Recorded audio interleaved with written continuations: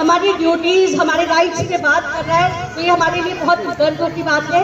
और इमरान अंकल को, क्योंकि अब के हमारे दोस्त थे और हम बचपन से अंकल को देखते थे, जिस वक्त वो छात्र जीवन से जुड़े थे और लखनऊ विश्वविद्यालय में राजनीतिक क्षेत्र में अपनी सरगर्मियों में थे और वहाँ पे अपना प्रतिनिधित्व कर रहे थे। आज ये देख के बहुत गर्व महसूस हो रहा है कि आज हम छोटे बच्चे उनके सामने बड़े होकर उनके सामने बोलने का मौका मिल रहा है। तो आज 26 जनवरी, आज हमें पता होना चाहिए कि आज हम किस लिए बैठे। क्या कोई बता सकता है आज क्या कौन सा दिन है और क्यों बैठे हुए? कोई बता सकता है आज किस लिए यहाँ पे एकत्र हुए इस पंडाल में? कोई बताएगा? कोई बच्चे, कोई महिला, कोई भी बता सकता है आज कौन सा दिन है और क्यों इकट्ठा हुए? क्या हिना मैम ने बुलाया इसलिए आए या फिर इमरान सर ने बुलाया इसलिए आए? आने की वजह भी तो पता होना चाहिए ना। अभी जैसे हिना जी ने कहा था ना, हम भीड़ का हिस्सा होते हैं, कई बार हमें पता ही नहीं होता हो क्या रहा है। पता है किसी को? एक कोई बता दे किस लिए आए? 26 जनवरी। बहुत बढ़िया, आयशा के लिए क्लैपिंग। आयशा ने बताया कि आज रिपब्लिक डे है। तो साथियों, आपको बताना चाहते हैं आज 26 जनवरी हम 2025 में है।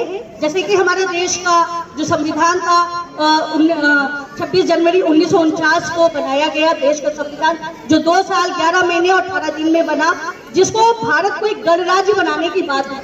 जब हमारे देश का संविधान लिखा जा रहा था, क्योंकि अलग अलग देशों में हम देख रहे थे कि वहाँ का अलग अलग कॉन्स्टिट्यूशन चल रहा था, पर भारत जो था वो आजाद राज्य नहीं था। जब आजाद नहीं था तो उसके लिए एक संविधान बनाने की जरूरत पड़ी, जहाँ बाबा साहब भीमराव अम्बेडकर,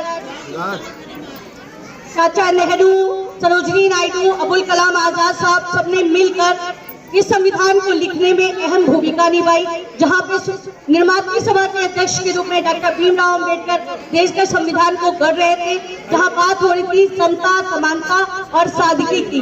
क्योंकि इमरान साहब जो इतनी बड़ी मुहिम चला रहे हैं, फातिमा शेख और सावित्री बाई फुले के नाम से एक स्कूल का संचालन कर रहे हैं, तो आप सोचिए इन्हीं ने जो ड्यूटीज थी, जो फंडामेंटल राइट्स थे वो भी निभाया, जो राइट्स थे वो भी किया।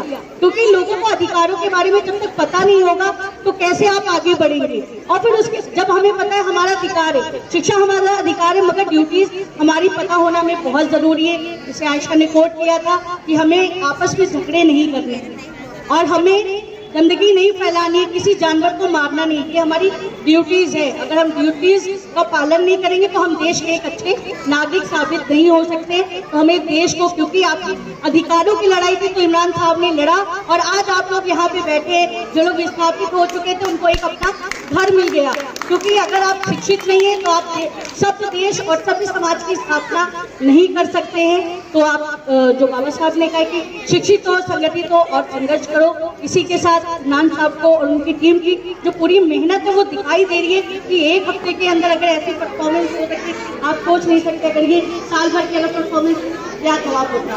तो आप सभी को बहुत बहुत मुबारकबाद आज के इस पावन पर्व पर, और आपकी टीम को बहुत बहुत मुबारकबाद इस संघर्ष के साथ कि ये कारवां ऐसे ही आगे चलते रहे। और जो हम मदद कर सकते हैं, हम युवाओं के साथ, महिलाओं के साथ, उनको सामाजिक और चेतना के लिए काम कर सकते हैं, हम हमेशा तैयार हैं। आप जब भी चाहे हमें रीच आउट कर सकते हैं और हम सीख रहे हैं और सीखने का प्रयास कर रहे हैं। तो आप सभी का बहुत बहुत धन्यवाद। और